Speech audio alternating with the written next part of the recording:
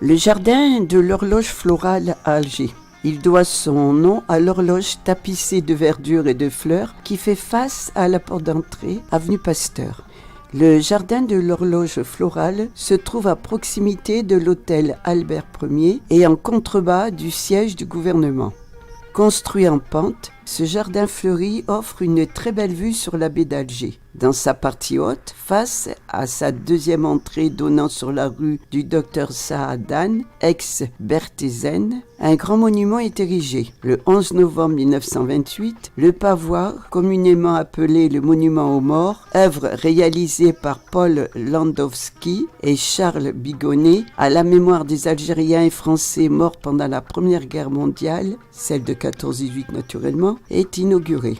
En 1978, à la veille des Jeux panafricains, Ahmed Issiachem est sollicité pour relooker cette stèle rappelant la période coloniale française. Le célèbre plasticien enferma le pavois dans un sarcophage en béton. Il orne la façade de ce monument d'une sculpture, 2 poings levés, brisant les chaînes du joug colonial.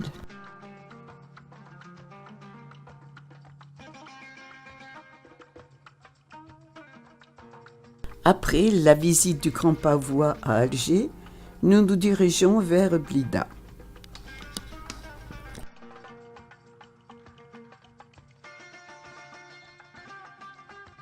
Si vous regardez mon blog La Chibania 34 en Algérie, vous aurez plus d'informations sur le Blida historique.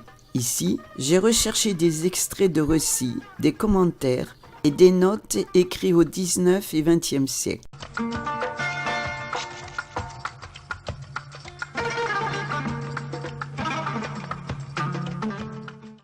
Blida est une ville turque construite en 1535 dont le nom est arabe.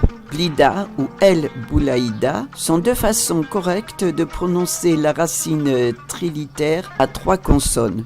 B, L, D.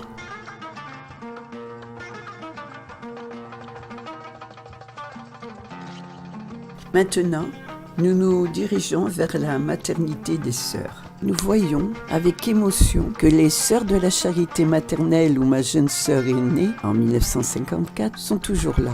Nous prenons un café et dégustons de délicieuses gaufres faites maison. Cette Vierge des Cèdres était à Créa. Voici quelques extraits du livre d'Ernest Malebey dans 50 ans de journalisme écrit en 1938. Novembre 1880. Lorsque, quelques jours après mon arrivée, je visitais Blida tout à mon aise, elle me parut d'un caractère oriental plus accentué, avec des rues étroites et de petites maisons à terrasses, aux portes épaisses et aux rares fenêtres grillagées.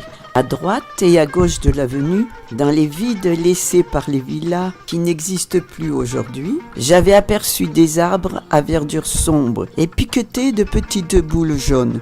C'étaient des orangers que je devais retrouver au cœur de la ville, dans la rue qui conduit à la place d'Armes.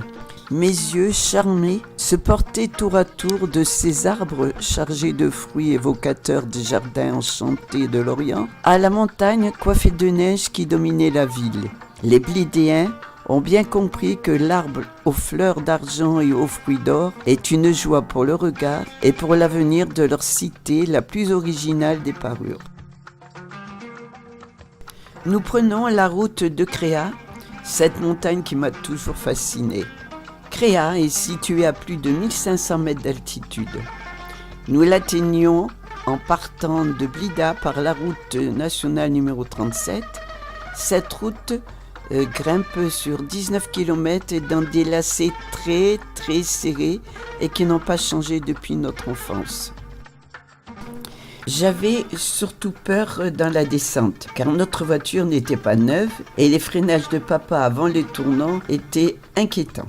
Lilette vient de nous raconter qu'une année, comme elle était dans la voiture d'amis de nos parents, avec leurs enfants, en descendant vers Blida, une roue est descendue toute seule devant eux. Devinez la peur, l'émotion et la maîtrise du chauffeur. La région était connue pour les glacières, cavités naturelles aménagées à 1000 mètres d'altitude qui fournissaient en glace Blida et Alger pendant la saison d'été. Continuons le récit écrit en 1880.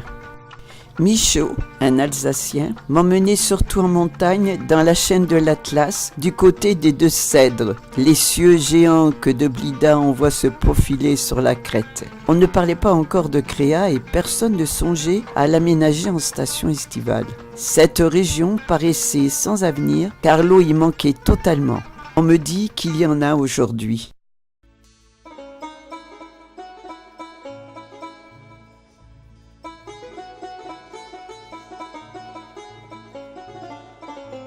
Au détour du virage, la fontaine, ma fontaine, celle où nous nous arrêtions étant petits. Des jeunes gens se rafraîchissent et nous offrent très gentiment à boire.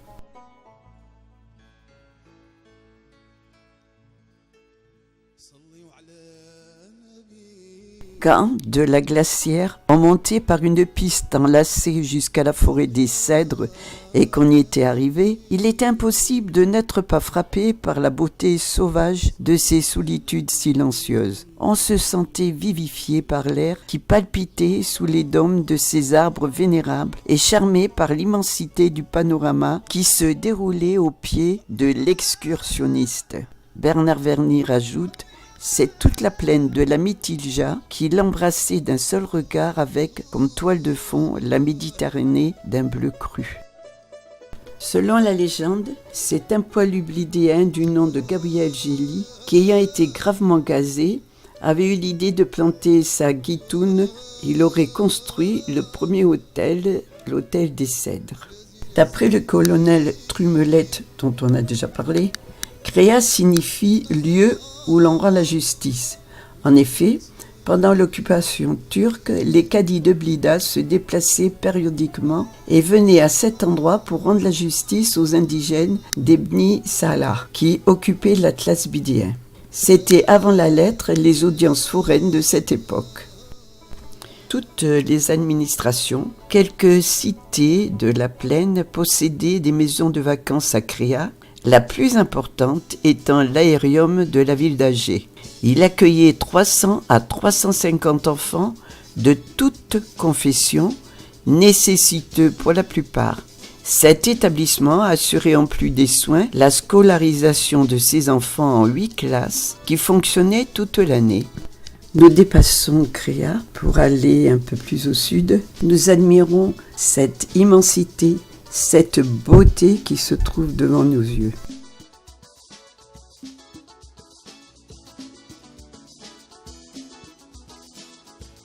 À un moment, Mourad, notre guide, arrête la voiture dans la si belle forêt de cèdres de Créa. Il sort de son emballage une petite table et 2 tabourets de camping.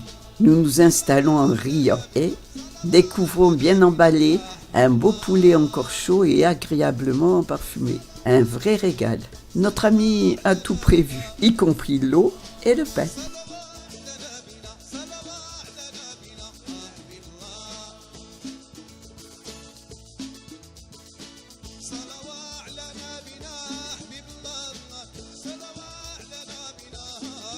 Après ce délicieux déjeuner, nous redescendons vers Blida tout en admirant le paysage.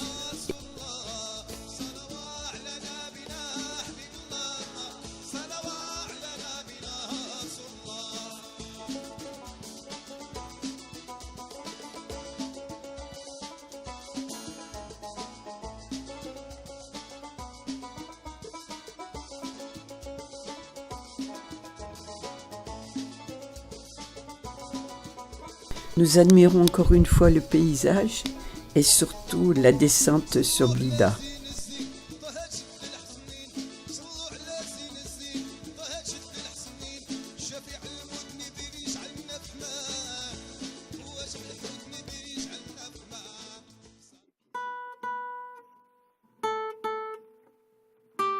Et Mourad nous arrête à Blida.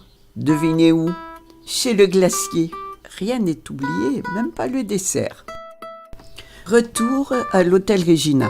Après un petit repos, Le temps de se changer, nous partons nous promener à pied sur les quais d'Alger. Notre ami nous emmène dans un petit troquet où nous dégustons des mini brochettes de poulet cuites devant nos yeux, accompagnées de frites faites maison. Miam miam.